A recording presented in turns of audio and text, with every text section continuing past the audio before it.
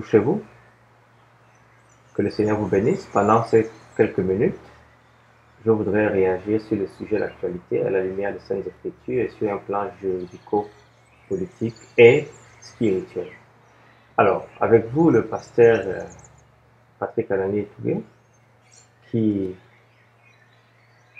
se sent appelé en tant que citoyen, en tant qu'intellectuel, à réagir. Alors, plusieurs se sont posé la question, pourquoi pendant 59 ans, le Gabon n'avait pas inclus une loi pénalisant l'homosexualité et ensuite, en 2019, en juillet, il y aurait inclus avant de la retirer 11 mois plus tard. La loi semble ne pas avoir eu un impact pourtant sur la prolifération de l'homosexualité au Gabon, puisqu'on ne fait état d'aucun emprisonnement durant les 11 mois où la loi était en vigueur. Est-ce une tempête dans un verre d'eau, où il semble que le proverbe « autre temps, autre mœurs » s'applique dans ce passage en force de l'État gabonais.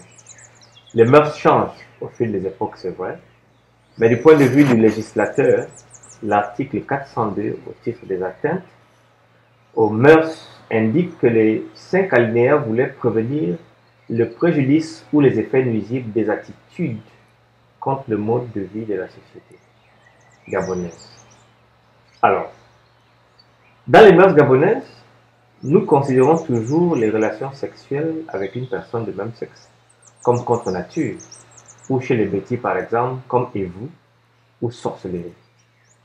Alors, la première question que je voudrais répondre à cette émission, c'est qu'est-ce que la dépénalisation et quelles sont les conséquences pour les homosexuels, gays et lesbiennes, ou quelle différence peut-on faire entre la dépénalisation et la légalisation?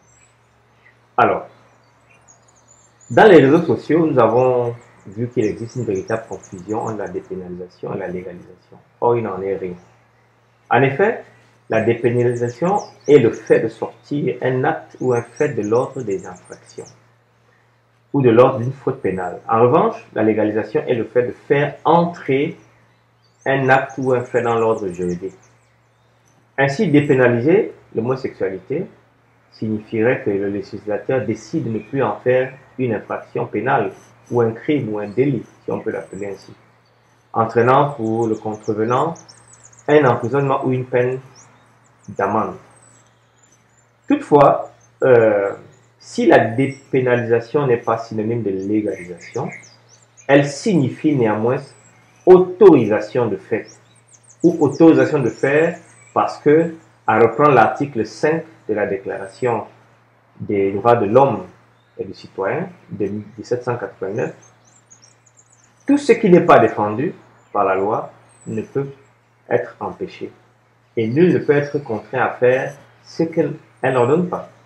À partir de cet instant, les homosexuels peuvent désormais non seulement continuer à avoir des relations sexuelles en privé, mais également s'embrasser en public, user ou revendiquer les divers droits des cités, comme tout citoyen gabonais lambda. La dépénalisation donc des actes sexuels de personnes de même sexe, selon la loi 402 qui a été querellée, était donc une atteinte aux mœurs, en effet, parce qu'elle condamnait toute personne ayant des relations sexuelles entre personnes de même sexe. Ce 5e point donc a été au cœur de la polémique, d'abord rejeté par manque de majorité absolue, mais avec la prise en compte des abstentions, elle est finalement passée, comme nous le savons, 48 contre 24. Par conséquent, avoir des rapports sexuels consentis, c'est maintenant tout à fait normal. Il y a eu un festival de réactions sur les réseaux sociaux, cela s'est vu depuis quelques années déjà, par l'acceptation de plusieurs humoristes qui ont d'abord banalisé l'homosexualité dans l'opinion publique. C'est ainsi, cela c'est fait. Alors, la deuxième question, c'est pourquoi le débat sur la dépénalisation divise tant? Plusieurs médias après le vote sur la dépénalisation de l'homosexualité par l'Assemblée nationale a bien voulu, le 23 juin 2020, estimant qu'il existe une différence entre dépénaliser et légaliser. Beaucoup de médias sont rentrés dans le débat. Mais nous avons déjà vu que la légalisation consiste à rendre une action légale avant qu'elle posée par la loi, qui est la compétence exclusive du Parlement. Avec les déchirements moraux et l'attente qui entoure la dépénalisation, les membres du Parlement gabonais me semblent avoir été très naïfs. D'autres personnes, comme Ali Agba Onanga, pensent que l'homosexualité recevait déjà pour la première fois de façon tout à fait inédite une reconnaissance juridique du fait de sa consécration par voie de pénalisation. Mais pour lui, c'était de la légalisation tout de même, dans le corpus législatif de l'article 420 de la loi numéro 042/2018 du 5 juin 2019, portant code pénal. Alors, ce que Ali Agba Onanga peut-être n'a pas réalisé est que cette loi 042 du 5 juin pénalisait en fait le comportement homosexuel dans l'espace public. En effet, au Gabon, nous avons dans certaines familles, on en connaît, chacun peut dire qu'il connaît au moins une personne qui est une garçon-fille, souvent comme ça, ou des lesbiennes. Mais en effet, dans l'esprit du législateur, c'est dans l'espace public que la loi pénale trouve sa catégorie juridique. Parce que, comme le dira Thierry Poncela, le droit raisonne plus volontiers à partir des qualifications de voie publique et ou de lieux publics. Et nous trouvons dans la jurisprudence, aussi bien administrative que judiciaire, si ce n'est des définitions, au moins des critères distinctifs entre public et privé. Alors, la troisième question est, est-ce un débat seulement juridique? Bon, cela dépend. Pour le professeur de droit Télésphore Ondo, qui, dans un document, fustigeait Guy Rosatanga Rignol et Ali Agba Onanga, qui affirmait que la loi sur la pénalisation de l'homosexualité violait non seulement la Constitution, mais aussi les normes internationales auxquelles le Gabon était un État partie. Et ces deux auteurs précités donc se référaient au préambule de la Constitution gabonaise qui dispose que, ici, que le peuple gabonais affirme solennellement son attachement aux droits de l'homme et aux libertés fondamentales telles qu'ils résultent de la Déclaration des droits de l'homme et du citoyen de 1789 et de la Déclaration universelle des droits de l'homme de 1948, consacrée par la Charte africaine des droits de l'homme et des peuples de 1981 et par la Charte nationale des libertés de 1990. Il s'agit en fait donc des normes du bloc de constitutionnalité.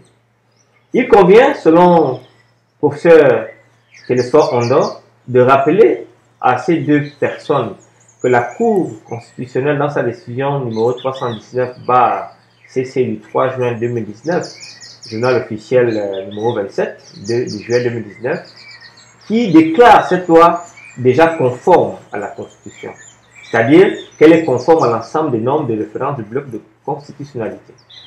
Alors, l'homosexualité, pour ces deux personnes, Ali Agba Onanga et Guy Rosatanga Rignol, que le coordinateur résident des Nations Unies au Gabon cite ce paragraphe.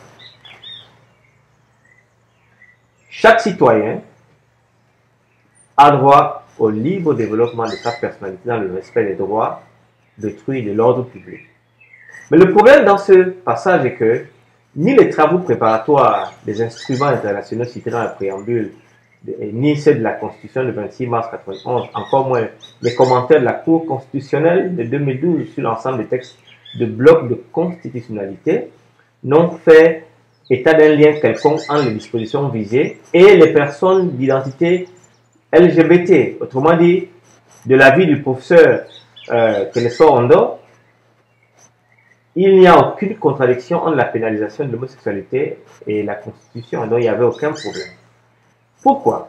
D'abord, si le législateur peut toujours revoir sa copie, il apparaît néanmoins que le projet de loi maintenant sur la dépénalisation semble avoir remis en cause plutôt l'autorité absolue de la chose jugée. En effet, dans sa décision numéro 319 du 3 juin 2019 relative au contrôle de constitutionnalité de la loi 042/2018 portant code pénal, la Cour constitutionnelle avait déclaré conforme à la Constitution.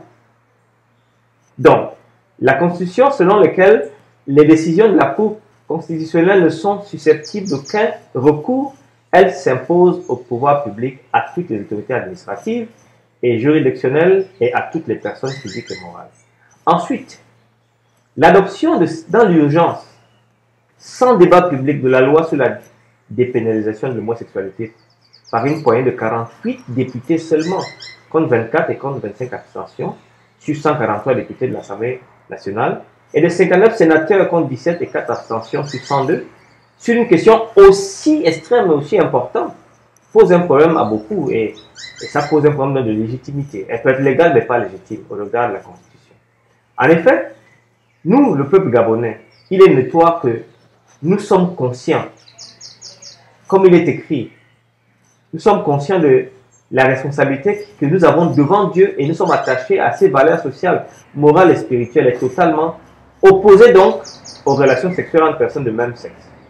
Enfin, en supprimant l'alinéa 5 de l'article 402 qui disposait que constituait des atteintes aux mœurs les relations sexuelles entre personnes de même sexe, et pour contrevenant était passible d'amende de 5 millions et 6 mois de prison, la loi que relaie donc s'oppose au préambule même de la Constitution gabonaise qui proclame l'attachement du peuple gabonais à ses valeurs, n'est-ce pas, sociales, profondes et traditionnelles, et à son patrimoine culturel et spirituel. De plus, elle a fait une chose en plus, elle a fragilisé la conception même de la famille et du mariage qui bénéficie pourtant d'une protection constitutionnelle spéciale. L'article 1er, l'alinéa 14 de la Constitution dispose ainsi que la famille est la cellule de base naturelle de la société.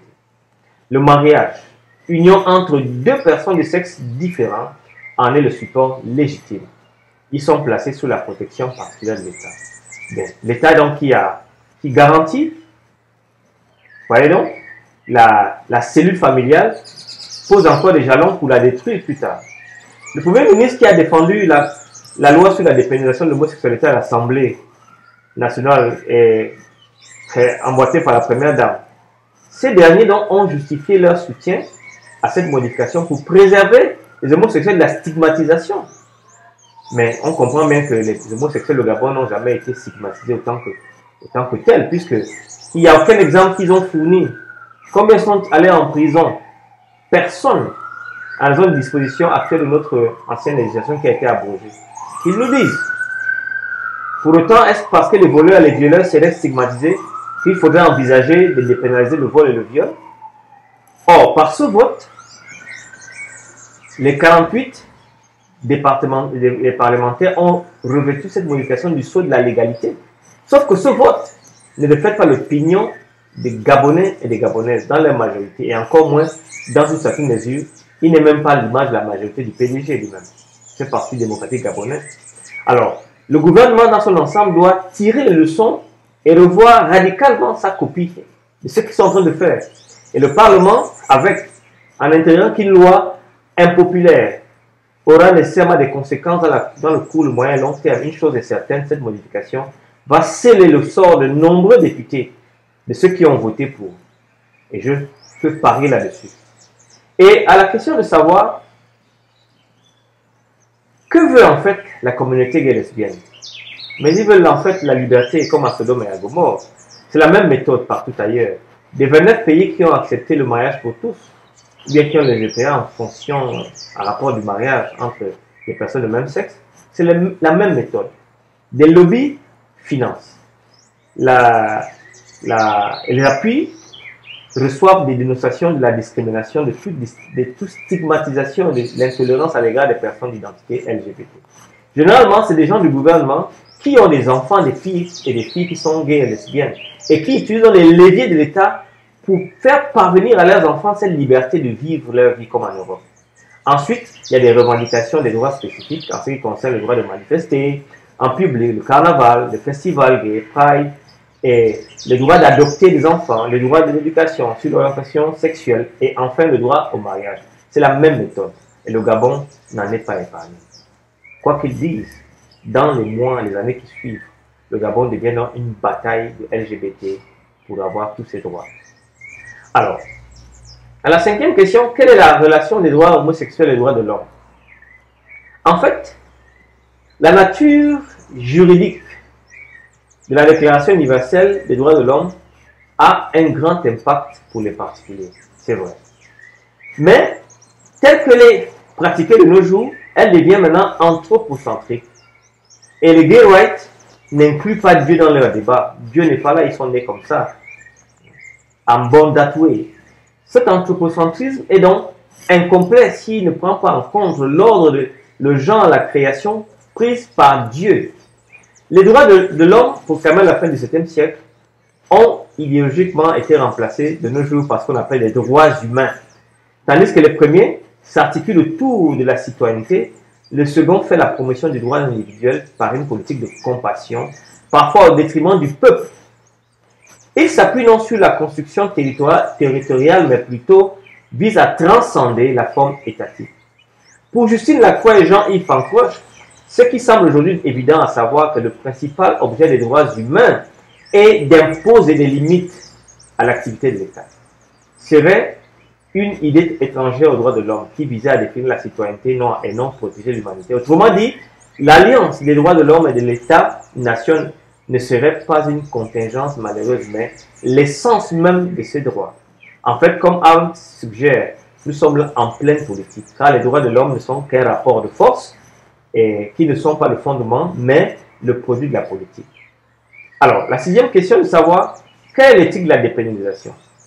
En fait, ce qui a été changé, c'est qu'on a changé le niveau ou de côté de discrimination pour une autre côté. Si la dépénalisation est le chemin du mariage pour tous, les partisans du mariage homosexuel vont insister sur le fait que l'équité a été respectée et que le droit de se marier indique que les homosexuels ont désormais pleinement l'égalité devant la loi. Les opposants, eux, au mariage homosexuel vont affirmer qu'une nouvelle ère de discrimination est arrivée contre ceux qui ont une vision traditionnelle du mariage. Le pays est donc divisé. Ceux qui gardent les valeurs traditionnelles seront perçus comme des bigots et auront des répercussions économiques qui mèneront plusieurs même à la ruine, comme on l'a dit aux USA. Ce que nous allons vivre dans les prochaines années, c'est l'intolérance de la minorité en faveur du libéralisme et contre la majorité. Le débat juridique sur le mariage homosexuel sera ensuite désormais axé sur les exemptions religieuses. Par exemple, que les églises, des mosquées, des synagogues et autres organisations religieuses ont maintenu comme essentiel pour qu'ils soient en accord avec les convictions religieuses de leur Dieu. Les partisans du mariage homosexuel vont chercher à éliminer donc toutes ces exemptions au motif qu'ils légalisent la discrimination à l'égard des couples homosexuels. Comment un pasteur fera pour discipliner un membre qui est homosexuel? Les groupes religieux vont insister pour qu'ils aient le droit de vivre dans leur mission selon leurs convictions les plus profondes sur le mariage. Et les gays vont vouloir détruire cela. La question suscitera aussi la controverse pendant plusieurs années. L'Église devra décider si elle doit célébrer le mariage entre personnes de même sexe et accepter de consacrer par exemple des pasteurs se disant homosexuels. Ceci amènera de vifs débats, des scissions, des difficultés du corps de Christ et la mission de l'Évangile en sera gravement impactée. À la septième question, la dernière, quel danger pour le Gabon? Pourquoi les gens ont si peur? En effet, le Gabon est un pays religieux.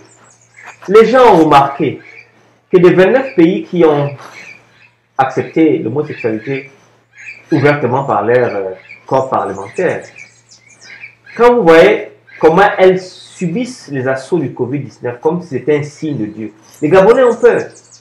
Prenez votre temps, voyez les statistiques. Le Brésil, la Finlande, la France, la Belgique, les États-Unis, j'en passe. Tous ces pays ont adopté les mariages pour tous. Et si vous suivez la carte du Covid, vous allez voir qu'elles ont un problème particulier avec Dieu. Ainsi, si nous en venons à ça, les conséquences donc seront très difficiles. Et cela, on doit le comprendre ainsi. Nous devons le comprendre ainsi, et c'est pour cela donc que dans le livre de l'Apocalypse, nous devons voir donc ce texte-là de façon très précise comme ceci. D'abord, nous allons lire le texte de Lévitique chapitre 18 qui donne le point de vue de Dieu et qui montre le danger. Tu ne coucheras pas avec un homme comme on couche avec une femme. Lévitique 18, verset 22. C'est une abomination. Tu ne coucheras point avec une bête pour te souiller avec elle. La femme s'approchera point d'une bête pour se prostituer avec elle. C'est une abomination. Ne vous souillez point par aucune de ces choses, car c'est par toutes ces choses que se sont souillées les nations que je vais chasser devant vous. le pays en a été souillé. Je punirai son iniquité et le pays vomira ses habitants. Vous voyez donc que le texte est très clair. Le fait que le Parlement s'est exprimé pour le compte des Gabonais, donc, aux yeux de Dieu, les Gabonais, le Gabon peut subir les affres de la divinité. Et voilà le problème. D'une autre commune mesure encore, avec ce Covid, cette situation encore a montré qu'il y a une chose qui se passe. Le texte de 1 Jean chapitre 5 verset 19 montre qui est derrière cette chose. Nous savons que nous sommes de Dieu et que le monde entier est sous la puissance du mal. Donc, ces parlementaires ont été influencés par l'argent, ont été influencés par des forces obscures, ont été influencés pour la plupart par leur nature homosexuelle pour la plupart. Beaucoup disent qu'on ne peut pas, on ne doit pas être homosexuel pour soutenir, mais je pense que généralement, vous allez fouiller toute personne qui soutient l'homosexualité de manière légiférante a toujours un problème avec l'homosexualité. D'ailleurs, dans le livre Sodoma, qui est sorti il y a 1 an, il a été démontré que tous ceux qui sont souvent en faveur de quelque chose, souvent le pratiquent. Ce n'est pas des accusations, c'est que nous allons voir comment les faits vont nous donner raison. Alors, dans cette pandémie, ce contexte pandémique, qu'est-ce que les parlementaires ont en fait montré? Ils ont en fait montré qu'ils ont choisi leur camp. Ils sont dans le camp de l'ennemi. Écoutez ce que l'Apocalypse dit dans la 6e et 7e sceau de l'Apocalypse. Et les autres hommes qui ne furent pas tués par ces fléaux ne se repentirent pas des œuvres de leurs mains. Ils ne cessèrent pas d'adorer les démons et les idoles d'or, d'argent, d'airain, de pierre, de bois, qui ne peuvent ni voir, ni entendre, ni marcher. Et ils ne se repentirent pas de leur meurtre, ni de leur enchantement, ni de leur débauche, ni de leur vol. Ainsi, la plupart des personnes qui ont voté pour sont dans le camp de Satan sur le plan spirituel. Elles peuvent le nier aujourd'hui. Elles peuvent se dire même chrétiennes, comme le Premier ministre lui-même dit qu'il est chrétien. Mais en réalité, en faisant ça, il a été contre ainsi par l'Éternel. Et si Dieu revenait demain, ces parlementaires seront condamnés par Dieu. Je ne sais pas s'ils y croient. Dans mon livre sur le livre de l'Apocalypse décrypté que j'ai publié en janvier, je parle de ces choses. Et je pense que le Gabon a des problèmes. Il est temps de mettre Dieu au centre. Il est temps de mettre Dieu au centre. Je ne peux pas comprendre qu'un petit pays comme le Gabon, avec moins de 2 millions d'habitants ou 2,5 millions d'habitants, ait tous ces problèmes pour pouvoir aller se prostituer pour avoir de l'argent à l'étranger. Quel est votre train de vie? C'est un problème d'argent emprunté. Dieu a fait de nous un scandale géologique. Nous sommes riches, mais nous n'avons pas les hommes qu'il faut à la place qu'il faut. Alors, dans cette vidéo, j'ai voulu interpeller, j'ai voulu appeler, pour montrer que les conséquences sur le plan religieux seront énormes et que maintenant le Gabon, d'une manière ou d'une autre, nos personnes de l'Assemblée, pour qui nous avons voté pour le bien du peuple, se sont mis pour le bien de l'argent, pour le bien des droits de l'homme, qui sont une manière de vivre européenne. N'oubliez pas, les Européens sont en avance sur tout. Nous devons avoir notre progression normale. Que le Seigneur bénisse le Gabon. Permettez-moi de faire une prière pour terminer. Seigneur notre Père, notre Dieu, comme un prophète, j'ai parlé à ton peuple. Autre temps, autre mœurs ne doit pas s'appliquer au Gabon. Nous voulons que tu regardes, que tu pardonnes, que tu ramènes.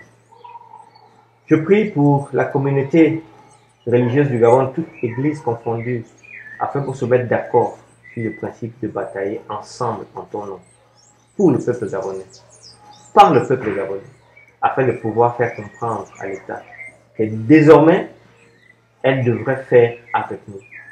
Et elle devrait faire pour nous, pour le bénéfice du peuple et non contre le peuple. Je prie pour ces gens, Seigneur, s'ils peuvent encore avoir des repentances, quoique ta parole dit qu'au niveau de la fin des temps, des gens qui agissent contre ta parole, généralement sont contre toi. Je prie quand même, Seigneur, dans ta divine grâce, dans ta faveur, de pouvoir en ramener le maximum vers toi. C'est les grâces que je prie. Je demande à nom puissant de Jésus-Christ.